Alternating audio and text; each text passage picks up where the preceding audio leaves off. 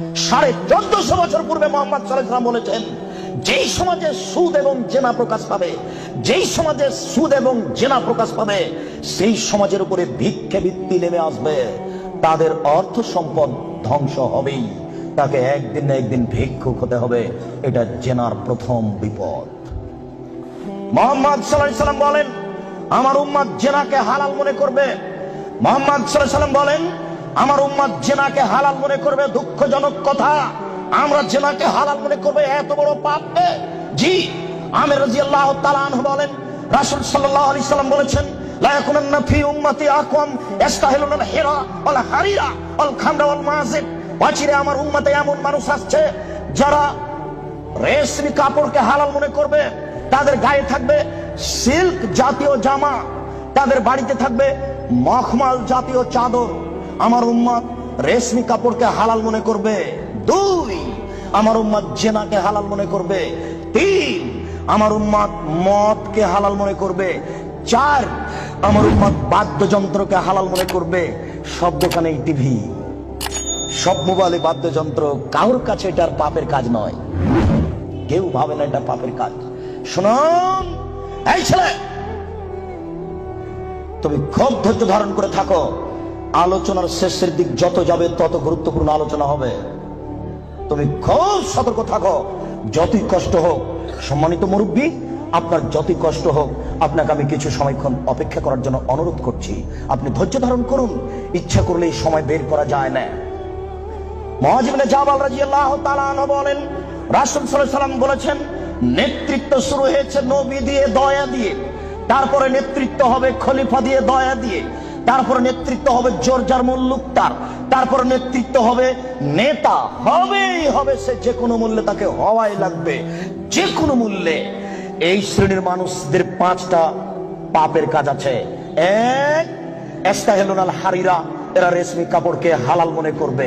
2, আল ফুরুজা, এরা জেনাকে হালাল মনে করবে। এই বোকা ছেলে, তোমার নেতাকে তুমি চিনো?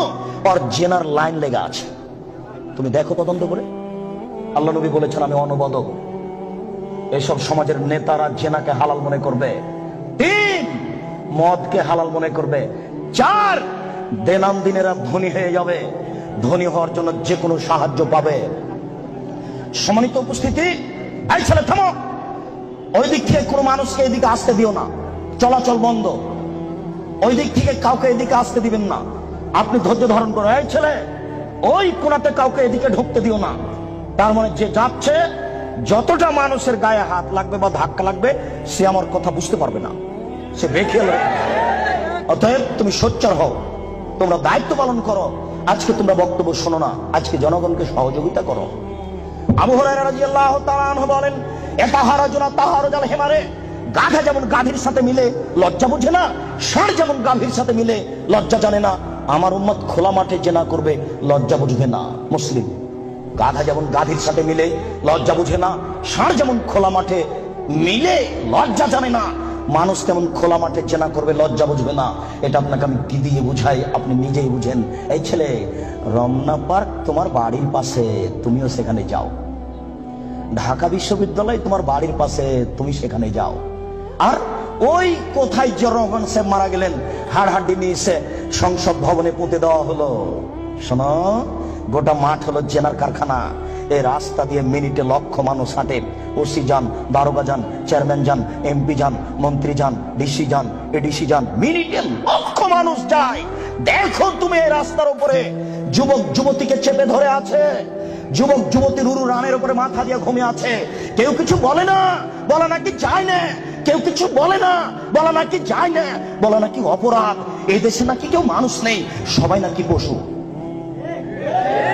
পশু যদি না হয় তাহলে বলে না কেন? জবাব কে দেবে? কাপুরুষ। জবাব তোমাকেই দিতে হবে। কেউ কেন কিছু বলে না। আল্লাহ রাসূল বলেন, আলাইনানে তাজনিনে জিনা হুমান নাজর। এই ছেলে, 2 চোখের জিনা হচ্ছে চোখ দিয়ে দেখা। ওয়াল উজনানের জিনা হুমাল ইস্তেমাও, 2 কানের জিনা হচ্ছে কান দিয়ে শোনা। ওয়াল ইয়াদ জিনা হাল বাতস, হাতের জিনা হচ্ছে হাত দিয়ে ধরা। আর রিজিল জিনা হাল মাসি, পায়ের জিনা হচ্ছে পা দিয়ে চলা।